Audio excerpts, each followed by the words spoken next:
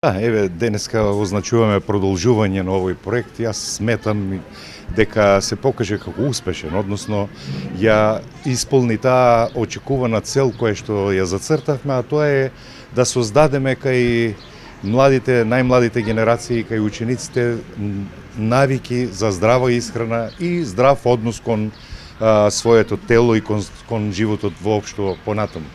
Јас длабоко верувам дека ова ќе остане како еден печат во нивната колективна меморија за она грижа на повозрастните кон нивното здравје и она советодавна, би кажал, или едукативна компонента која што треба да ги води и понатаму во животот. Секако исто така значајна улога тука играт и родителите и наставниците кои треба овој проект да го поддржат и да го понатаму да го продолжуваат и во домашни услови и во училиштето.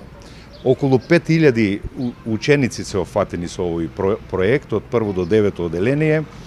Она што е ново, што го согледавме, за да понудиме малку разновидност во овошјето, додаваме и некои други сезонски овошја или овошја кои што можат да се транспортираат и да бидат корисни и да, како што кажав, освен таа символика на здрав живот кој што ја носат со доделувањето, давањето на овие овошја, на некој начин имаат и нутритивна вредност, нели така? Јас мислам дека е одличен проект и ќе се заложиме сите заедно тој проект да продолжи и понатаму. Дали сега ќе почнете со въведување на друго овошје, што би било? Да.